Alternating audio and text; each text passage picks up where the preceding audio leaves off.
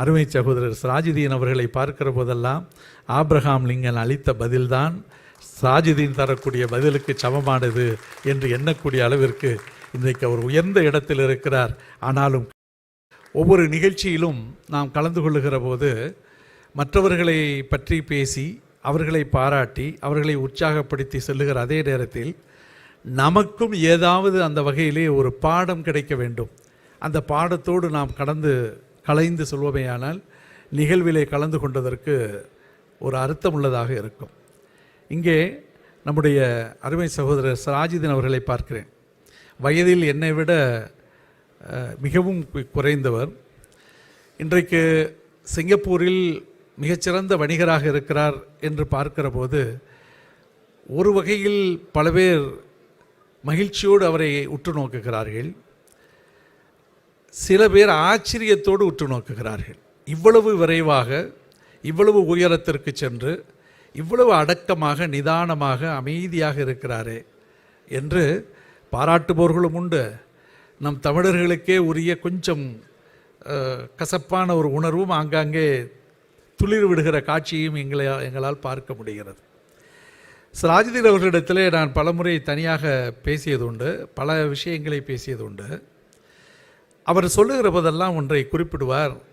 நான் ஒன்றும் பாரம்பரிய பணக்காரன் அல்ல, பெரிய செல்வ குடும்பத்திலிருந்து வந்தவனும் அல்ல. மிகுந்த சிரமத்தோடு கடுமையான உழைப்போடு தரைத்தளத்திலிருந்து எழுந்து வந்த ஒருவன் தான் நான் இன்னும் அடைய வேண்டிய இலக்கு மிக தூரத்தில் இருக்கிறது. அந்த பயணத்தில் நான் மிக நிதானமாகவும் அமைதியாகவும் ஆடம்பரம் இல்லாமலும் பரபரப்பு காட்டாமலும் என்னுடைய வளர்ச்சியை நான் கவனத்தில் கொண்டு மிக உறுதியான மனப்பான்மையோடு அமைதியாக கடந்து கொண்டிருக்கிறேன், சென்று கொண்டிருக்கிறேன் என்று சொல்லுவார்.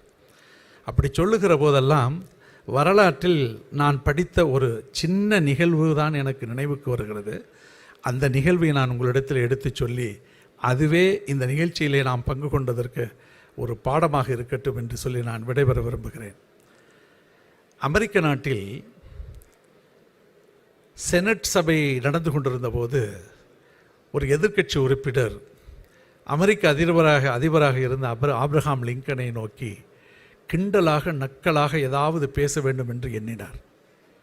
ஒரு கட்டத்தில் அவர் பேசிவிட்டு முடிக்கிற போது சொன்னார், பிரசிடென்ட் அவர்களே, உங்களுடைய தந்தையார் தைத்த செருப்பு என் காலில் இருக்கிறது என்று சொல்லி தன் காலில் இருந்த செருப்பை தூக்கி காட்டி அவரை கிண்டலாகவும் நக்கலாகவும் வெட்கப்படக்கூடிய அளவிற்குமான ஒரு மொழியை லாங்குவேஜை சொல்லி அமர்ந்தார்.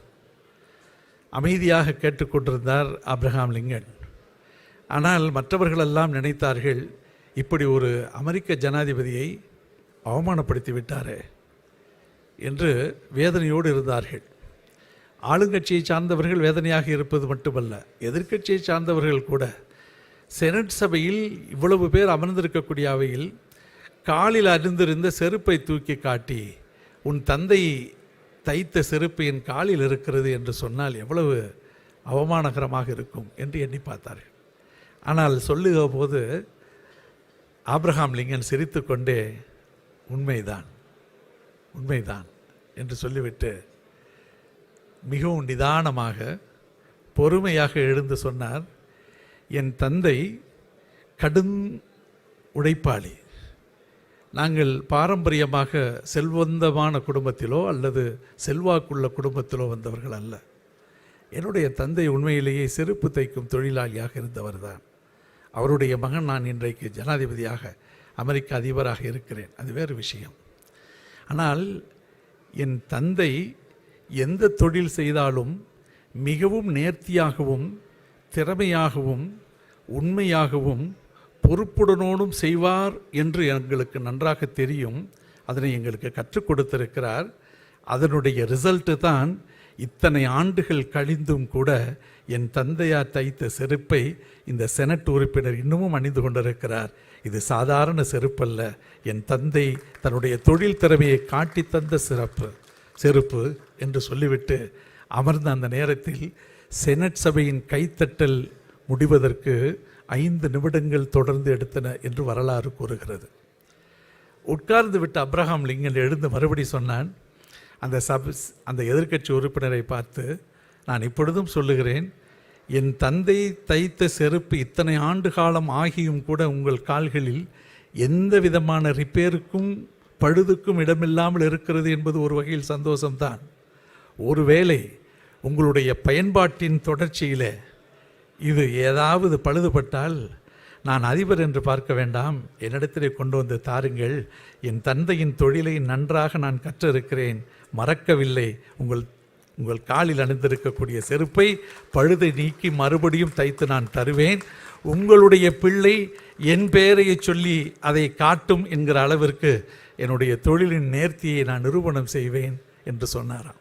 நமக்கு கிடைத்திருக்கக்கூடிய பாடம் என்ன என்று சொன்னால், இப்பொழுது எப்படி இருக்கிறோம், நாம் எத்தகைய உயர்ந்த இடத்தில் இருக்கிறோம் என்பதல்ல, அதை தாண்டி எந்த ரீதியில் வளர்ந்தோம், எந்த நிலையிலிருந்து நாம் கற்றுக்கொண்டு இந்த நிலைக்கு வந்தோம் என்பதனை திரும்பி பார்த்து உணர்ந்தவர்களாக, அந்த உழைப்புக்கு நாம் மரியாதையும் கண்ணியமும் தரக்கூடியவர்களாக, யாரும் ஏளனமாக பேசினாலும் கூட நிதானமாக கோபப்படாமல் அமைதியாக அதனை அப்படியே ஏற்றுக்கொண்டு, கோபம் வரக்கூடிய அளவிற்கு பேசியவருக்கு கூட பாடம் கற்றுக் கொடுக்கக்கூடிய வகையில் ஆபிரகாம் லிங்கன் பதிலளித்தாரே, அதை போல நமக்கும் அந்த கடமை உணர்வோடு பொறுமை உணர்வோடு நாம் பதில் சொல்லக்கூடிய அளவிற்கு நம்முடைய வாழ்வியலிலே நிதானத்தை கடைபிடிக்க வேண்டும் என்பதுதான் இந்த நிகழ்வினுடைய பாடம்.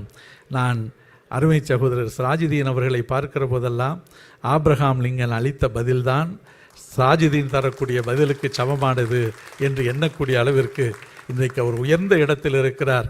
ஆனாலும் கடந்து வந்த பாதையை மறவாமல் அந்த நன்றி பெருக்கோடும் அந்த உழைப்புக்கு அவர் தரக்கூடிய மரியாதையோடும் சொல்லி காட்டுவது தான் மிகுந்த அளவிலே அவரோடு நமக்கு மிகுந்த ஈர்ப்பை தந்திருக்கிறது. அவருடைய தொழில் இன்னும் நன்றாக வளர்ந்து சிறப்பாக ஓங்க வேண்டும்.